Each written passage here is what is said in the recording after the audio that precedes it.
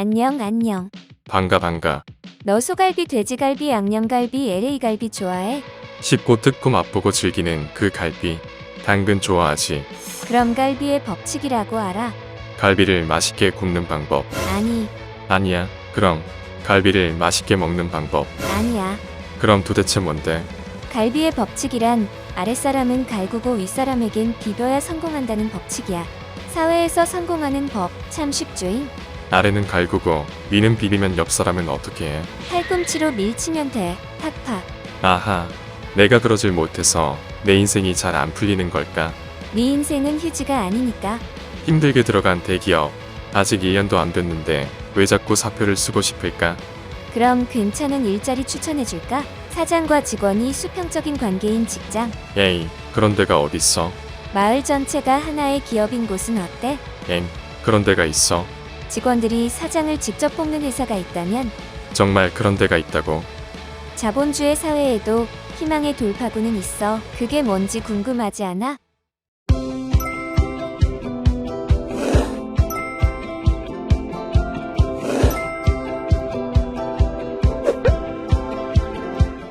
우리가 청년이건 뭐 일반 성년이건 80 내지 100년 인생을 살아가는데 가장 중요한 세 가지 질문을 들라 그러면 노력하고 노력을 하는데도 왜 내 삶이 잘 풀리지 않는가? 두 번째는 상당한 청년들이 수백 대 1의 경쟁을 뚫고 대기업이나 공무원에 겨우 진입한 뒤에도 1년도 안 돼서 사표를 쓰고 나오는 사람들이 너무나 많다는 거죠. 왜 그런가?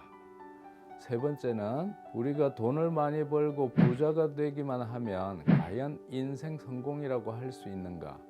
이 세 가지 질문을 중심으로 해서 오늘 사회적 경제 문제를 풀어보도록 하겠습니다.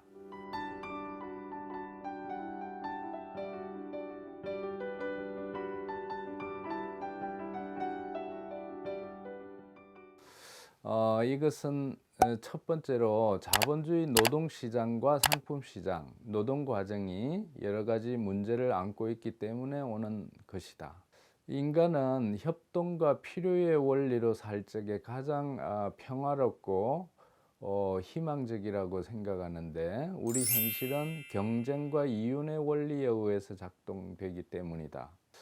그리고 더 중요한 것은 생존하고 출세하고 승진하기 위해서는 아래로 갈구고 위로 비벼야 되잖아요. 이걸 제가 갈비의 법칙, 갈구고 비벼야 된다.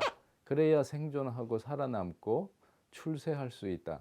그러니까 인간성이 마모되는 순간들이 너무나 많기 때문에 지혜로운 인간이라면 경쟁이나 이윤이나 갈비의 법칙 이런 거를 넘어서서 연대와 협동과 어떤 희망적인 이런 모습으로 살아가야 되지 않겠습니까? 일자리도 그러하고 교육도 그러하고 우리가 한 사회를 살아가는데 개인으로만 살아갈 수 없으니까 사회 구조도 바꾸어야 되고 여러 가지 문제가 생기죠.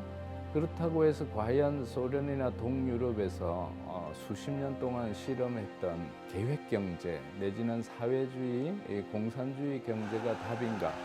그것조차도 90년대 이후 폭망해버렸고 지금도 일부 나라들이 그런 경제를 계속 영위하고는 있지만 사실상 자본주의 경제와 연결되지 않으면 생존하기가 정말 어렵다는 게 현실입니다.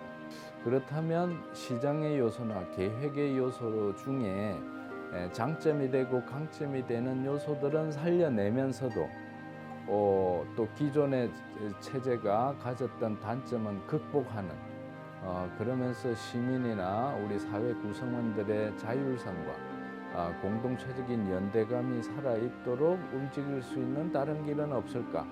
지금까지 많은 선진적인 학자들이나 연구자들이 일종의 제3의 길로서 사회적 경제를 제시해 왔습니다. 그것은 경쟁이나 이윤이나 통제 경제가 아니라 연대와 필요와 소통의 경제를 만들어보자 이런 것이고 이제 이런 관점으로 고용 문제, 교육 문제, 뭐 주거 문제도 포함해서 일상생활, 공동체, 밥상, 기후위기 이런 등등의 일상적 삶의 문제를 해결해 보자라고 하는 것이 사회적 경제다, 이렇게 말씀드릴 수 있죠. 실제로 이제 사회적 경제가 어떤 식으로 이루어지고 있는가 구체적인 사례를 보면요, 인도의 아라빈트 클리닉 같은 사례를 보면요, 통상적으로 우리는 병원에 가면 불필요한 검사를 많이 한다든지 돈이 많이 드는 절차가 꽤 많이 개입되는데, 그런 부분을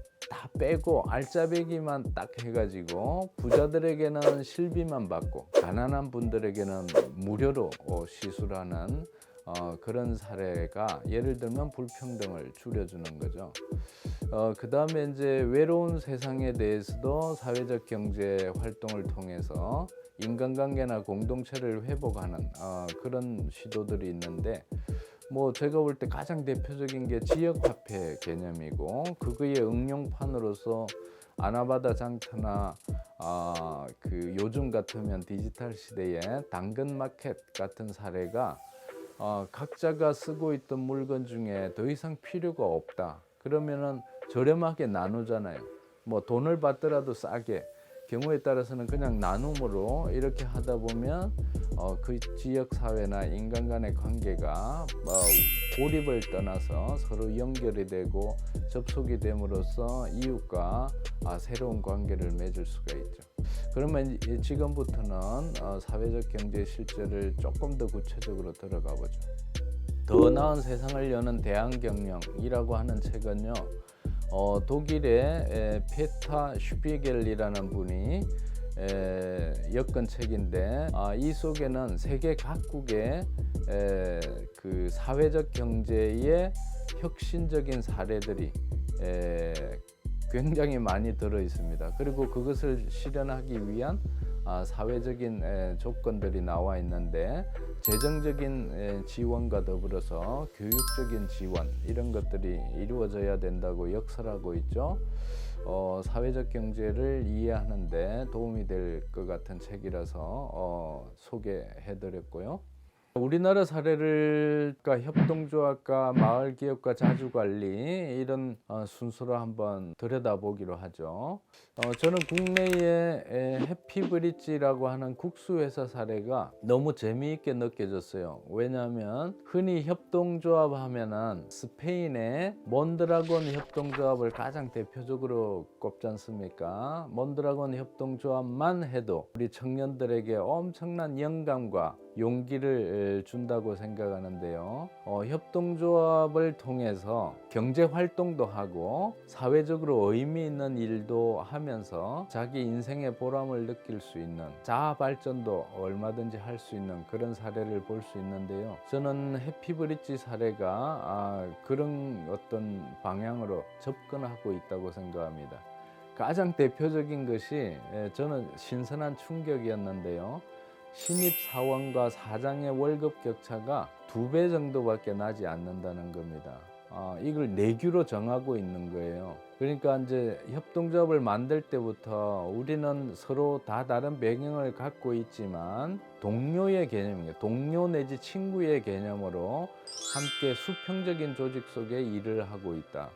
그래서 이웃에게 좋은 먹거리를 제공하는 일을 하되, 그 일을 내부적으로 격차를 줄이고, 아무리 내가 높은 사람이라고 해도 월급이 신입사원보다 2배밖에 안 난다. 이것은 우리나라 다른 기업 사례에서는 보기가 어렵죠. 그래서 불평등을 완화하고 갑질 없이 신나는 신바람 나는 일터를 만든 대표적인 사례라고 생각합니다. 추가적으로 생협, 생활협동조합이죠. 생협 사례를 말씀드리면, 우리나라에서 80년대 중반부터 한살림이라고 하는 것이 만들어졌습니다. 그러니까 이제 일반 마트에 비하면 비싸지만 대부분 건강한 유기농이고, 그렇게 힘들게 유기농 하려면 힘들죠. 이제 그런 관점에서 건강한 먹거리를 생산하는 분들과 일반 소비자분들이 연대해서 흙도 살리고 땅도 살리고 사람도 살리자, 이런 마음으로 뭉치게 된 것이 한살림입니다. 이제 마을 기업을 한번 보겠습니다. 최근에 저는 어느 신문에 이런 기사를 보고 상당히 고무적이다 이렇게 느꼈습니다. 일본의 가와바 마을 기업 사례인데요. 동경에서 북쪽으로 아마 1시간 정도 떨어진 작은 시골 마을이라고 합니다. 가와바 마을이. 그래서 그 도시 지역과 이 자매 결연을 맺어 가지고 도농 교류를 40년 동안 해왔고, 도시의 어른들이나 아니면 아이들이 이 농촌 마을에 와가지고 관광도 하고 휴식도 하고 또 자연학교나 농촌 체험을 통해서 그 일본에서 한 사회가 어떻게 돌아가는지 이런 학습도 하고요. 또 전원 플라자 같은 일종의 복합 쇼핑몰인데 커피도 마시면서 농산물들을 구매할 수 있는 그런 어떤 공간, 인프라들을 많이 구축하다 보니까 도시민들이 오히려 시골에 와서 자기 삶을 성찰하고 또 아이들이 건강하게 성장할 수 있는 그런 토대를 만들었다고 합니다. 근데 이런 마을 기업들이 우리나라에도 곳곳이 많이 있습니다. 여수의 하화도 마을 식당이라는 게 있는데요. 부녀회가 중심이 되어서 그 하화도는 작은 섬이잖아요. 젊으신 부녀회 회원들이 마을 회관을 개조해 가지고 식당으로 꾸렸다고 합니다. 그래서 관광객들에게는 저렴하게 실비만 받아서 음식을 대접하고 그 섬이 아름다워서 관광객들이 꽤 온다고 합니다. 그 다음에 원주민 노인들에게는 하루 3끼 밥을 다 무료로 제공하고 있다는 거예요. 얼마나 경제성이 있겠느냐, 이윤의 관점으로 보면 돈이 안 될 수 있지만 재미있게 일을 하면서도 먹고 사는데 크게 지장이 없는 거죠. 마을도 재미있어지고. 그런 비슷한 사례들이 꽤 많습니다. 우리 곳곳에 가보면 그 지역에서 나는 어떤 특산물들을 관광 자원이나 아니면 해산물 또는 뭐 임산물, 버섯과 같은 임산물 또는 농산물 이런 것들을 그 마을 차원에서 운영을 하는 거예요. 마을 주민들이 주체가 되어 가지고 그게 다 마을 기업이 될 수 있는 겁니다. 경우에 따라서는 마을 교육 공동체가 사실상의 마을 기업 역할을 하는 것도 있습니다. 자주관리의 사례도 한번 볼까요? 청주에 가면 우진교통이라는 버스 회사가 있습니다. 그러니까 예전에 경영자들이 있었는데 여러 가지 경영 부실로 파산의 위기에 이르렀던 거예요. 그러니까 기사님들 월급도 제때 못 주고 그런 상황에서 이제 기사님들이 이 회사를 물려받은 거예요. 그러니까 이제 처음에는 뭐 그 채부를 해결하라 하면서 이제 투쟁에 나섰는데 그 책임지는 당사자들이 다 도망을 가버리고 무책임하게 나서니까 이럴 게 아니라 우리가 이 회사를 한번 운영해 보자. 그렇게 해서 상당히 큰 빚을 떠안고 1인당 얼마씩 500만 원 내외의 돈을 출자해 가지고 바로 우리 회사를 만드는 거예요. 그래서 이제 2005년경부터 자주관리 활동을 해 나오면서 버스 회사를 운영하고 계신데, 물론 예전에 떠맡았던 빚을 아직 다 갚지는 못했지만 그간의 10수년 동안의 경과를 보면요, 강한 발전을 해 나오고 있고 월급 제대로 주고 복지도 직원들에게 복지도 굉장히 많이 확충이 되어서 일터가 너무나 재미나는 일터로 변신을 한 거예요. 돈을 많이 벌고 이런 상황은 아닙니다만 기존의 부채를 차곡차곡 이렇게 갚아서 재무적인 상황이 상당히 많이 개선되었다. 동시에 투명 경영과 직원들의 복지가 엄청나게 잘 되는 바람에 구성원들 200명 넘는 구성원들이 신바람 나는 일터에 출퇴근을 하고 계시다. 그리고 진짜 중요한 거는 사장님을 직원들이 뽑아요. 그 사장님을 직접 뽑고 마음에 안 들면 가라 바꿀 수도 있는 거죠. 그러니까 사장님도 당연히 직원들을 위해서 일을 하게 되고, 일상적인 버스 관리나 작업 관리나 또는 뭐 회사 내부의 차고 관리나 등등 여러 가지 관리 부분도 팀별로 자율 관리 팀을 만들어서 토론하고, 토론 속에서 투명하게 제안이 나오면 그것을 경영진이 반영하고, 이렇게 하다 보니까 노동자가 경영자이자 노동자인 그래서 일터의 주인이 자기 자신인 그런 회사들의 가장 대표적인 사례를 보여주고 있다고 생각하고요. 이런 사례들이 키치나트나 쿱택시나 진주의 삼성교통이나 대구의 달구벌교통 같은 데서도 자주관리 사례를 볼 수 있습니다. 그래서 저는 지금까지 협동조합이나 마을기업이나 자주관리와 같은 이런 구체적인 사례를 통해서 해외뿐만 아니라 우리나라에서도 얼마든지 사회적 경제가 가능하다. 그리고 가능할 뿐 아니라 앞으로 더욱 희망적이다. 왜? 지금까지 경제가치 일변도의 경제 패러다임으로 말미암아 진짜 중요한 사회 가치나 생명의 가치가 부서지는 바람에 돈은 많이 벌어도 나라는 부자가 되어도 공기는 숨 쉴 수가 없고 코로나 사태나 기후위기 사태 때문에 사회적인 참사 내지는 지구적인 참사가 우리를 기다리고 있다. 이런 차원에서 보면 사회적 경제야말로 우리의 미래를 만들어 나가는 희망적인 돌파구다 이렇게 생각합니다. 사회적 경제의 사례는 지금까지 말씀드린 것만이 아니고 앞으로도 얼마든지 다양한 형태로 창의적으로 만들어갈 수 있다고 보고요. 기존의 자본주의나 공산주의가 하지 못했던 이런 실험들을 해나가고 있고요.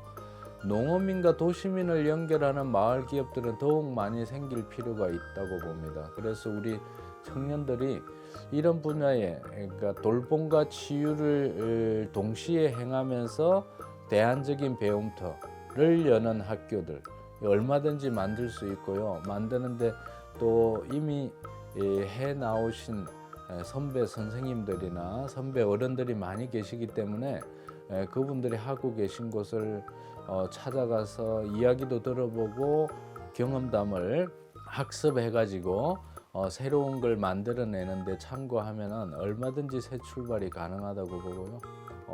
오늘 이 영상을 보시는 분들은 늘 오늘 행복을 내일로 미루지 말고 매일 행복하게 사시기 바라고요.